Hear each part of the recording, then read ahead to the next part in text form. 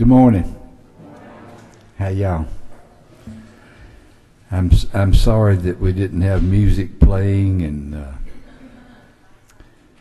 didn't have a 3-person state patrol escort to bring me in this morning, nor did I make you rise upon my entrance. However, when you get to the Senate,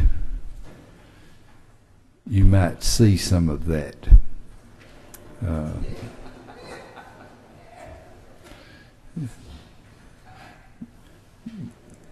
Mr. Tippins, we're actually cordial over here sometime. I've always found you to be, Mr. Chairman. I thought you might say that. Okay, I'll bow with me. Gracious Heavenly Father, we come before you today asking you to forgive us of our sins, to ask you to put your hand on us, lead us, guide us, and direct us. Let us use what little brains we have to do the right thing. Forgive us when we do wrong. Stay with us. In my Savior's name I pray. Amen.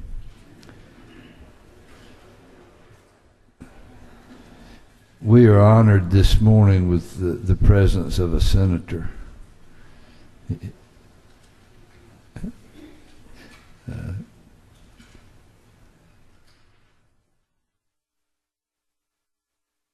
Can you be slow, Mr. Tippins? I beg your pardon, Mr. Can Chairman. you be slow? I'll try to go slow as I can. I talk so fast I know it's hard to understand. Well, we're just going to let you go ahead then. Try not to put any of us to sleep. But Mr. Chairman, I appreciate the opportunity to be here, and I would ask for your favorable consideration of Senate Bill 2. Is that brief enough? no. What does Senate Bill 2 do? Senate Bill 2 provides that any high school student who has completed the required course requirements of the 9th and 10th grade, who has turned 16 and can pass the entrance examination for a unit of the technical college system or the university system, can apply for admission, and upon being accepted can be enrolled in the course of study, and on successful completion of an associate's degree or licensure, they will have been deemed to have completed the course requirements for the 11th and 12th grade and will be awarded a high school diploma. This is an opportunity for students to accelerate their education process and get intensive instruction in the areas of their interest and in areas that may be needing employees in particular segments of the job market.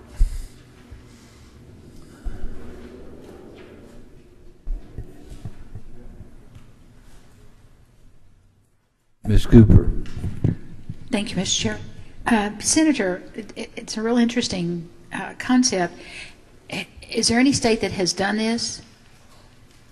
I can't answer that. I think there are some states that have this legislation, but I cannot tell you which ones it is.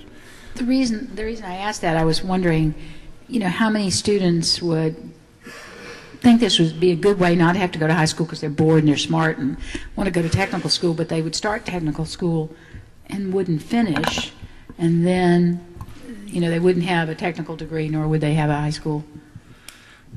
Well, that is a component of this bill. They have to successfully complete either a degree, a diploma, or industry licensure to be able to have been deemed to have completed high school requirements.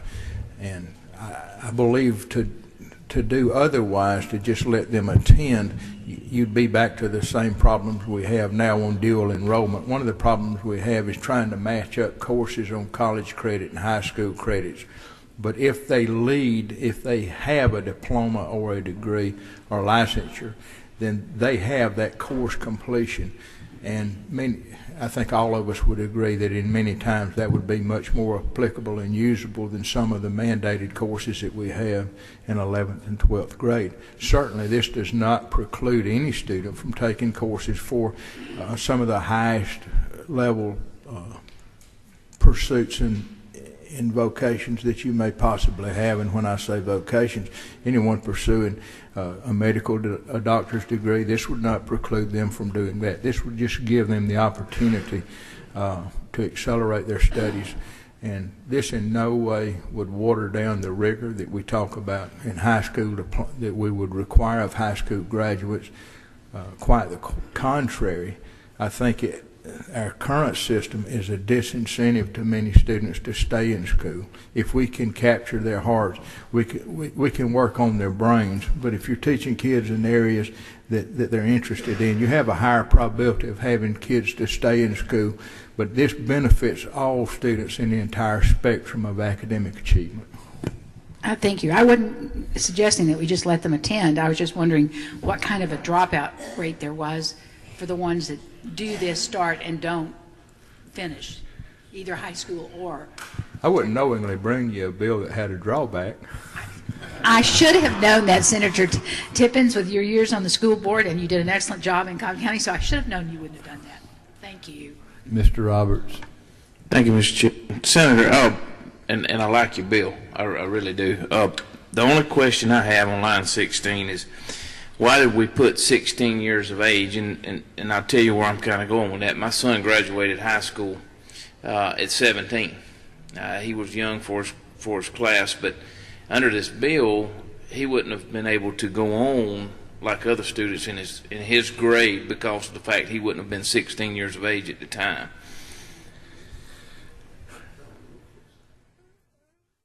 I believe the issue with that is more a situation of transportation where they'd be able to drive and get to a university facility or technical college. If that's a problem, I'm not adverse to that. I'm more concerned about the ability of the student to successfully have completed coursework and also be able to handle the increased rigor that would be in college. We basically have this situation now where we have dual credit enrollment, but sometimes you have a problem matching up the coursework. But one of the things that you always have to take into consideration of this on all spectrums is academic ability, but also maturity. There's a lot of students that are in the 11th grade. They may have the academic ability that may not be mature enough to function on a campus. But I believe this is necessary to be able to let them enroll, because in different areas of the state, you may not have enough students in one particular specialized area to make up a class, and they may have to take it on campus of a branch of the university system or technical college system. And this gives the most latitude for our students to pursue these endeavors. And one more follow-up question, Mr. Chairman, if I may. And there again, I like your bill and where you're headed with it, but we're using 16 years of age here, and let's say that the technical college is coming to that high school and they're actually teaching these courses or whatever. We don't have transportation, it's not an issue, but there again, my son would not have been able to enroll and take advantage of this under this piece of legislation because the fact he was 15 when he was a junior in high school. And he graduated he graduated as a top in his class, and he graduated college magna cum laude and top in his class there. So from a grade standpoint and all, I understand, but that's the only thing concerns me is the age that's in here. I think with the enrollment requirements that we have now, they probably will be 16 by the time they enroll for the program in the technical college, unless they intend to go the summer quarter or the summer semester. Thank you. Mr. Roberts, I think that your son got all his intelligence from his mother. I would totally agree with you, Mr. Chairman. Absolutely agree with you. Mr. Stevens. Thank you, Mr. Chairman. To the senator, do you believe that this will drastically, as I believe, because I like your bill, that it will drastically reduce the dropout rate in this state? I don't know how drastically it'll reduce it. I think there's people that overpromise and underdeliver, but I do think it will positively affect our graduation rates and lower our dropout rates. I think a lot of kids that drop out of school, they don't drop out when they're 16. They drop out effectively when they're usually about 14 or 14 and a half. And I do think if they can see a closer light at the end of the tunnel, and we can give them training in areas of their interest, we'll do a better job retaining them. As far as quantifying how much that's going to be, I don't know, but I do believe it'll be very effective in that area. Further, Mr. Chairman, if I may, just on my trips to Europe, especially in Germany, this is exactly the way that they do it there, and they do it about 16 years of age, and by the way, their dropout rate, or their graduation rate, is about 98%. Thank you for the bill. Ms. Drenner. Thank you, Mr. Chairman. Senator, I agree with everything that you said regarding maturity. In the way that I read the bill, it seems like a second chance for students that perhaps dropped out and want to go back. Maybe that's not your intent, but my specific question was on line 25, subsection 3, I'm just curious about what the certificate of credit programs mean. I'm not sure I'm following that part. Those guidelines, we have left that to be determined in a joint consultation between the DOE and the technical college and the university system. I don't believe that every certification program we have would merit would be equivalent to the rigor of high school courses. Mm-hmm. And this is not to say that any industry certification, maybe a nail technician, and I don't mean to demean anybody's vocational choice, but certainly the course requirements for being a nail technician are not the same that it would be to be a certified welder, and I think the depth and the rigor of that would have to be determined, and it's left to be determined in consultation between the DOE, university system, and TCSG. Mr. Dixon. Yes, sir. Secretary, on line 12, it says a local board of education may award a high school diploma. That would indicate that they have a choice whether or not they're going to actually do it. Repeat the last part of that, Chairman. Using the word may would indicate that the Board of Education has a choice whether or not they're going to issue that diploma. Well, actually they do, because in our joint enrollment programs now, there has to be an agreement between the local Board of Education and the institutions that may come in, and in consultation with the technical college, they in many cases prefer to send their instructors into the high school. And I believe this, because of the aspect of this, especially if you're going to deliver this in a career academy. But I agree. Well, this is. I mean, it's not so much. This is not addressing where they're going to take the classes. This is addressing after they have completed all that, whether or not the local board is going to award a diploma.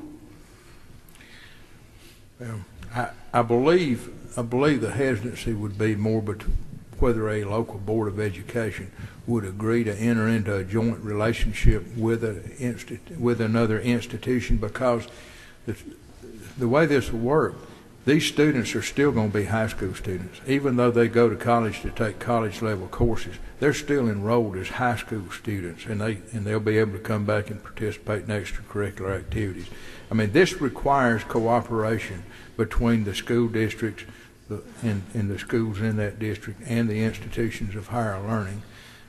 I don't know that what this does is remove the absolute requirement for a specified course of study for all high school students, and it's in no way a means to avoid the rigor associated with our current standard.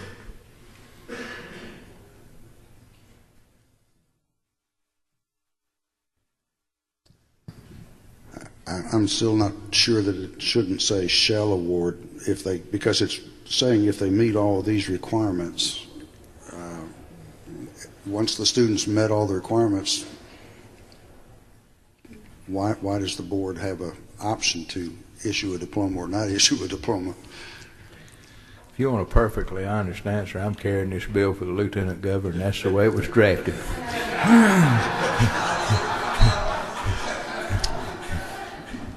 Let me say I understand what you're saying. Thank you. Thank you, Mr. Chairman. I knew you would. Mr. Weldon. Thank you, Mr. Chairman. Chairman Tippins, thank you for bringing this bill, and have whatever motivation you have. I appreciate the bill. It's a great opportunity for the students in Catoosa County and throughout the state. And I expect that my 4 children will be participating in this exact same program. The question I have is, when a child graduates from high school and college, for example, they've graduated from high school and college and they've had the benefit of this program, and they want to attend Georgia Tech or University of Georgia or another college to finish up their college education. Is there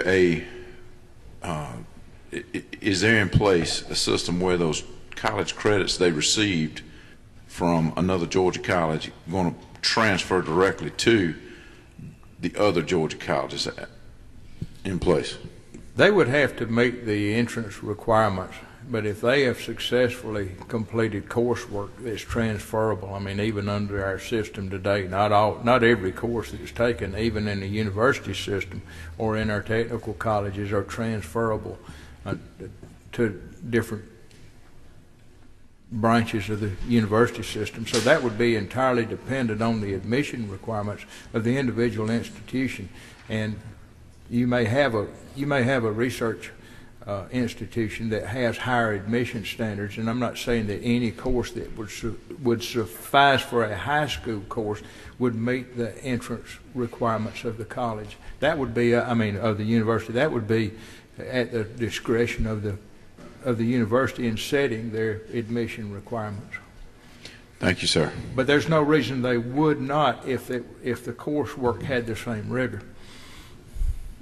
Madam Pro Tem. Thank you, and thank you for bringing this bill. Thank you. Does the student leave the high school and they've left it completely and they're now No, they may leave the high school, okay, but they will still technically be a high school student while they're pursuing this other course of work, and they can come back and they can play in okay, sports, they can participate in any of the extracurricular activities. Because this program, the way it's structured with the flexibility, it can either be delivered at a facility of the institutions of higher learning, or it can be done under a career academy in dual enrollment that's delivered at the high school. But that would be contingent on the ability to make up a full class of the people desiring instruction in a particular area. So this is another option and modifies the bill I passed, I guess, the Move On When Ready bill, where they had to literally physically leave the high school Right. for their junior and or senior year. Right. This gives them, frankly, a better Absolutely. option, which was controversial 6 years or so ago when I Right. did that, but now I think we've seen that giving them more options is a good thing. This is all about options for our high school students, and one size clearly does not fit all. But this is an option for those students that wish to avail themselves of it. I think it can be very beneficial. One follow-up question, Mr. Chairman. So the student could actually, say, go to Perimeter College or a technical college full-time, is that correct? That's correct. Still come back and participate in extracurricular activities? That's correct. Okay, thank you.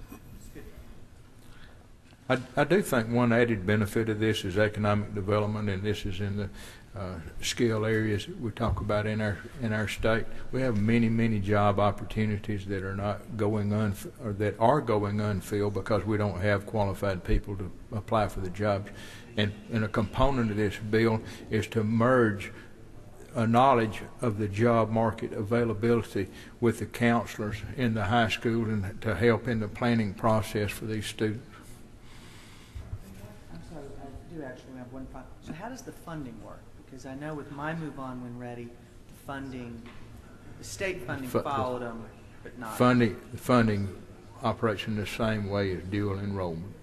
So we double fund them. We fund the school correct. system and we fund the technical school. That's right, and that's part of the reason you have to have an agreement between the high school, because some of the fees have to be paid. I mean, they're paid to the high school, but then they in turn pay the institution of higher learning. Mr. Hamilton. Thank you, Mr. Chairman. As I sit here and listen, I've heard you use several words. You said you like the ability, this is another option, and that one size doesn't fit all. Well, I'm glad to hear you say that, because I happen to be a real parental choice advocate. On line 12 there, it says a local board of education may award.